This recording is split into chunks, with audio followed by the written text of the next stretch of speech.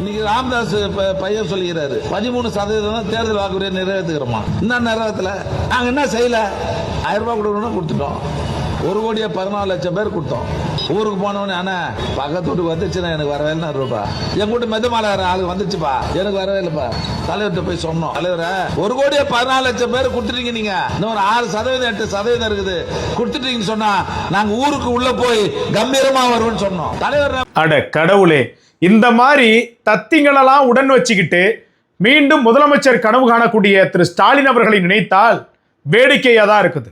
இந்த காணொளி நீங்க பாத்தீங்கல்ல, இதை திமுகவை சார்ந்தவனுங்க ரொம்ப பெரிய அளவுல போட்டு ஃபயர் விட்டுட்டு இருக்கிறானுங்க. என்னென்ன பாட்டாளி மக்கள் கட்சியினுடைய தலைவர் திரு அன்புமணி ராமதாஸ் அவர்களுடைய பேச்சுக்கு தாமு அன்பரசன் அவர்களுடைய அதிரடியான பதில், எரிமலை வெடித்தது தீ பிளம்பு எழுந்ததுன்னு சொல்லிக்கிட்டு ரொம்ப ஃபயர் விட்டுட்டு இருக்கானுங்க.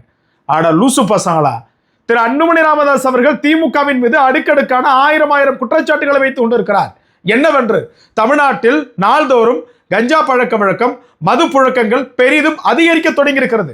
மதுவால் ஏற்படக்கூடிய அவலங்கள் பெரிதுபட்டு கொண்டிருக்கிறது. தினம்தோறும் பெண்கள் தாலி அறுத்து கொண்டிருக்கிறார்கள். தினம்தோறும் வாகன விபத்து ஏற்பட்டு கொண்டிருக்கிறது. விவசாயிகள் அவலப்பட்டு கொண்டிருக்கிறார்கள். மாணவர்கள் அல்லோலப்பட்டு கொண்டிருக்கிறார்கள். வேலை வாய்ப்பு இல்லாமல் இளைஞர்கள் தவித்து கொண்டிருக்கிறார்கள், தத்தளித்து கொண்டிருக்கிறார்கள். மின்சார கட்டண உயர்வு, அந்த கட்டண உயர்வு, இந்த கட்டண உயர்வுன்னு சொல்லிட்டு தரமற்ற கல்வி, சுகாதாரமற்ற மருத்துவம்னு சொல்லிட்டு தமிழகம் முன்னோக்கி செல்லும் பார்த்தா பின்னோக்கி சென்று கொண்டிருக்குன்னு சொல்லிட்டு திரு அன்புமணி ராமதாஸ் அவர்கள் தினம்தோறும் திமுக மீது குற்றச்சாட்டை வைத்துக் கொண்டிருக்கிறார்கள். அமைச்சர்களாக இருக்கக்கூடியவர்கள் எல்லாம் பின்னால் வழக்கு இருக்கிறது, சொத்து குவிப்பு வழக்கு இருக்கிறது, லஞ்சம் பெற்ற வழக்கு இருக்கிறது, ஊழல் செய்த வழக்கு இருக்கிறது, எல்லா அமைச்சர்களின் மீதும் வழக்கு இருக்கிறதுன்னு சொல்லிட்டு நிர்வாகமற்ற இந்த திமுகவின் மீது அதிகாரமற்றவர்களின் குரலாக பேசிக்கிட்டு இருக்கக்கூடிய திமுக ஆட்சி அகலனும் சொல்லிட்டு பேசிட்டு இருக்கிறாரு.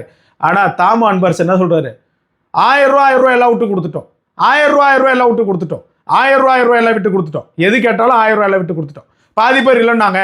அவங்களுக்கெல்லாம் முதலமைச்சர் அவர்கள் முகாம் நடத்தி 1000 ரூபாய் கொடுத்துட்டாரு. முகாம் நடத்தப்பட்டதனுடைய நோக்கம் என்ன? மக்களினுடைய குறைகள் நிறைகள் தீர்க்கப்படுவதற்கானது கிடையாது. இவர்கள் வாக்கை பெற வேண்டும் என்பதற்காக இந்த தருணத்தில் இப்போது முகாமிட்டு 1000 ரூபாய் கொடுக்குறாங்க. இதெல்லாம் ஒரு பதிலடின்னு சொல்லிட்டு இதை தூக்கிட்டு திமுக அலையறாம்பாரு. அவர் கேட்கக்கூடிய கேள்வி இன்னும் இணையதளத்தில் இருக்குது. அந்த கேள்வியை எடுத்து ஒரு பேப்பர்ல எழுதிக்கோ, அதுக்கான பதில முடிஞ்சா எழுதி கொடு, இல்லையா அந்த கேள்வியை வச்சுக்கிட்டு முடிஞ்சா காணொளி பதிவு பண்ணு. அமைச்சர்களுக்கு திராணி இருந்தால், எம்எல்ஏக்களுக்கு திராணி இருந்தால், ஏன் திமுகவில் இருக்கக்கூடிய பேச்சாளர்களுக்கு திராணி இருந்தால் திரு அன்புமணி ராமதாஸ் அவர்களுடைய குற்றச்சாட்டுகளுக்கு தார்மீகமாக ஆதாரத்தோடு பேசுங்கள். இல்லை என்று சொன்னால் நவதுவாரத்தையும் பொத்தி கொண்டிருங்கள்.